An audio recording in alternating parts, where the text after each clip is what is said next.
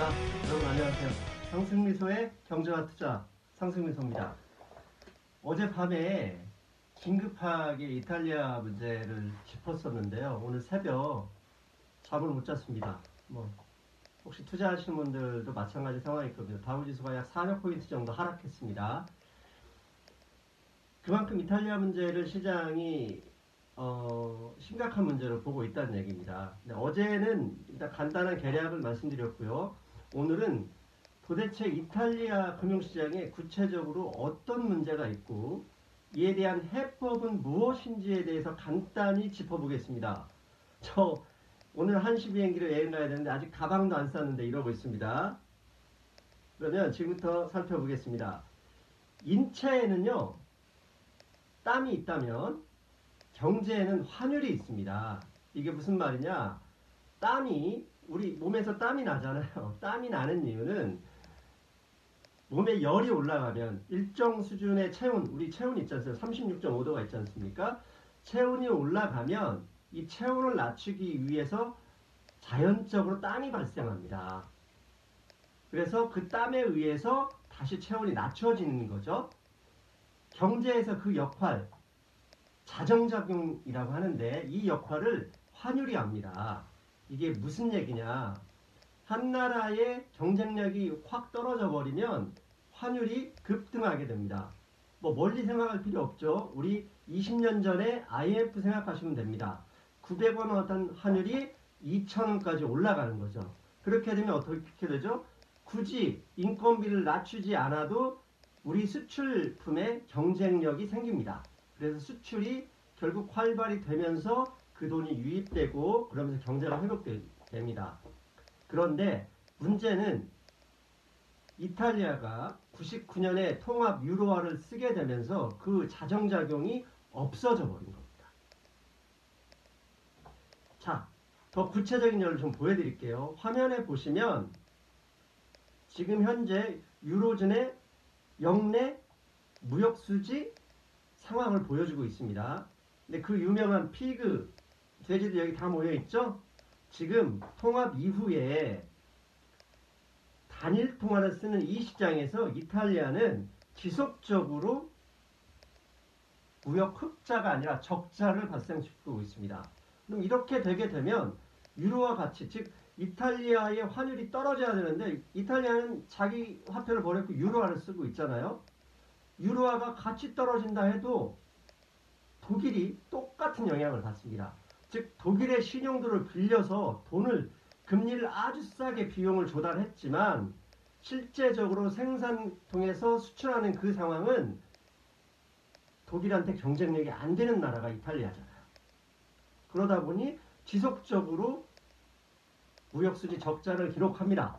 그런데 특히 중요한 점이 뭐냐면 이 유로존은 역내 교역률이 전체 교역의 60% 이상입니다.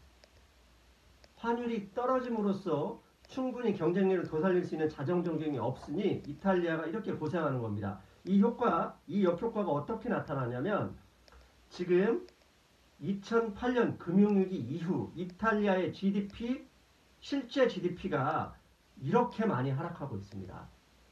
우리나라 최근 GDP 성장률이 낮다고 고민하고 있잖아요. 이건 낮은 정도가 아니라 GDP가 축소되고 있습니다. 이 규모를 보세요. 1.7유로에서 무려 1.5유로까지 퍼센트만 해도 거의 10% 이상이 경제 규모가 축소되고 있어요. 당연히 이걸 전체 유로존에서 보니까 다 보이시죠? 피그스 다 모여 있습니다. 그리스 가장 못 사는 그리스를 제외하고는 이탈리아가 가장 힘든 나라가 되어 있어요. 자, 상황이 이렇게 되면 어떻게 되겠습니까? 곳간에서 인심이 나고요. 경제적으로 힘들면 이에 대해서 누구를 탓하죠? 정치인을 탓합니다. 그러면 어떤 정치인이 나타날까요? 이것을 이용하는 정치인이 나타납니다. 그래서 최근에 오성운동, 모든 게 유로화 탓이다. 재정지출의 축소가 아니라 확대를 통해서 경제를 성장시켜야 된다. 라고 얘기한 오성운동을 비롯한 이탈리아 구구동맥이 총선에서 이길 수밖에 없었습니다. 자, 그렇다면 이렇게 축소되고 있는 경제에서 경제를 다시 살리는 방법은 딱 두 가지밖에 없습니다. 첫째, 부족한 돈을 부채를 통해서 해결해야죠. 그래서 부채 늘리기에 유럽, 특히 이탈리아 경제가 몰입합니다. 그리고 이 부채를 늘릴 때 당연히 부채를 빌려주는 뭐 ECB나 아니면 다른 나라 채권 매입자들이 요구하는 게 뭘까요? 예, 재정 지출 줄여라. 그런데 환율이 축소할 수 없으면 재정 지출 줄이는 유일한 방법은 인건비 줄이는 방법밖에 없습니다. 여러분, 물가는 계속 오르는데 여러분들 임금을 축소한다면 그 지역 국회의원, 집권당, 대통령 일자리 잃게 됩니다. 이건 뭐 당연한 전 세계 어디에서나 똑같은 상황이죠. 그래서 이탈리아가 도대체 진짜 부채를 얼마나 늘렸는지 다시 살펴보겠습니다. 예, 이탈리아의 경제 순위는요, 유럽에서 독일, 영국, 프랑스 다음에 4위 국가입니다. 그런데 이 4위 국가가 채권 발행량을 보세요. 경제 규모는 4위임에도 채권 발행액 순위는 1등입니다. 이탈리아 경제가 생산을 통해서 돈을 조달하지 못하고 결국 채권을 발행해서 돈을 조달하고 있습니다. 당연히 채권에는 이자가 따르죠. 그런데 중요한 점이 있습니다. 이 채권을 누가 인수했는지 살펴봐야 됩니다. 앞부분에 보면 GDP 비율, GDP 대비 부채 비율이 그리스를 빼고는 단연 1등입니다. 이탈리아의 소매치기면만 많은 게 아니라 부채 비율이 이렇게 높습니다. 경제가 좋을 리 없죠. 그렇다면 이 부채, 이 채권을 누가 도대체 인수했는지 해외 투자자도 투자자지만 보시면 거의 대부분을 이탈리아 은행에서 인수했습니다.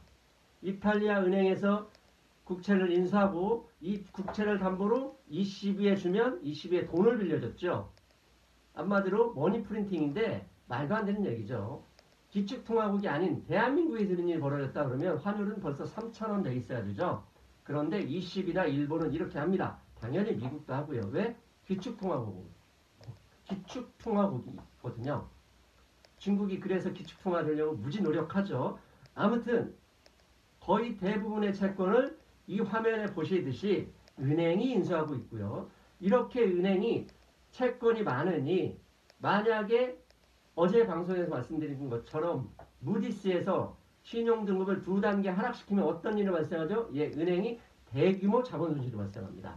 그렇게 되면 은행의 주가는 뻔합니다. 그래서 이런 얘기가 있죠. 1억 원을 빌리면 당신의 문제, 나의 문제고요. 더 큰 돈 1조 원 정도 빌리면 은행의 문제가 됩니다. 쉽게 말하면 대마불사가 되죠. 즉 내가 돈 못 갚고 내가 파산되는 건 금융시장 관심이 없습니다. 은행이 어떻게 되냐면 관심이 있죠. 당연히 이탈리아 은행권의 주가는 순간적으로 약 30% 가까이 폭락했습니다. 당연히 이것만 폭락했을까요? 예, 이탈리아 은행은 글로벌 은행이고요. 그 글로벌 은행에 관계에 있는 은행들, 다양한 은행들, 특히 미국에 많죠? 오늘 미국의 금융기관 주가도 많이 빠졌습니다. 금융권의 주가는 전세계, 이탈리아 금융권의 주가는 전세계 금융기관에 연결되고요. 이렇게 돈이 부족할 것이다 라고 예상이 되는 순간 위험자산을 버리게 돼 있죠. 오늘 미국의 채권금리가 무려 10년 만기 채권금리가 3% 가까이 있다가 3% 빠져서 2.7%를 기록했어요. 전 세계에서 그만큼 안전자산에 대한 선호가 몰려든 거죠.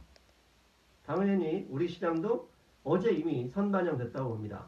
그렇다면 이제 중요한 거 해법이 뭐냐? 해법은요. 자정작용할 수 있는 유로존 탈퇴해서 자국통화 리라로 복귀하는 거죠. 정말 쉽습니다. 그런데 이게 말이 쉽죠. 만약에 이탈리아가 나 유로화 안 써. 리라로 복귀할 거야. 이러면 어떤 일이 발생할까요? 먼저 이탈리아 리라로 바뀌게 되면 이탈리아 경제가 지금 경쟁력이 형편없기 때문에 화폐 가치가 대규모로 평가전환됩니다. 그러면 내가 지금 유로화를 가지고 있다면 어떤 일이 발생하죠? 예, 자본이 대탈출하게 됩니다. 최근에 터키, 아르헨티나 이런 나라에서 똑같은 이런 현상이 발생하고 있죠. 많이 들어본 뱅크런이 발생합니다. 그런데 은행에 있는 돈만 이럴 거냐? 생각을 해보세요. 외국인이 이탈리아의 아파트를 가지고 있다? 이탈리아 주식을 가지고 있다. 그러면 빨리 팔아서 유로화로 바꾸거나 달러로 바꿔서 나가야죠. 그래서 주식시장이 폭락하고요. 이탈리아 경제가 엉망이 됩니다. 그렇다면 실제로 오성운동 얘네들이 얘기하는 것처럼 유로화 버릴 수 있을까요? 절대 못 버립니다. 왜냐? 만약에 그런 일이 발생하면 가장 큰 피해는 누가 보냐? 부자들 그리고 정치인들이 보게 됩니다. 지난 3년 전에 그리스에서 이런 비슷한 일이 있었죠. 정권 탈취하기 위해서 유로존 탈퇴한다 했지만 결국 아무도 아무런 일도 일어나지 않았습니다. 이탈리아 마찬가지입니다. 베를루스코니가 가만히 있을 수도 없고요. 이탈리아 부자들, 이탈리아 전부 다 떠날 수 있습니다. 그러면 폭망입니다. 폭망. 그래서 이런 일이 발생할 수가 없습니다.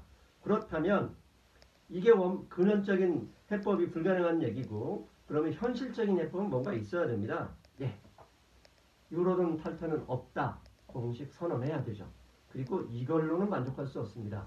왜? 정치인들은 자주 말을 바꾸죠. 특히 극우, 한국의 구도 많이 바꾸지 않습니까? 그건 거의 비슷합니다. 두 번째 중요한 게 ECB가 나서야 됩니다. 만약에 채권 발행을 통해서 금리가 더 오르거나 이탈리아가 딴짓해도 ECB가 계속 그 채권 매입하겠다. 이 말을 어쩌면 시장이 기다리고 있을 수 있습니다. 이제 ECB 총재 드라기가 나설 때입니다. 이상입니다. 여러분 안녕.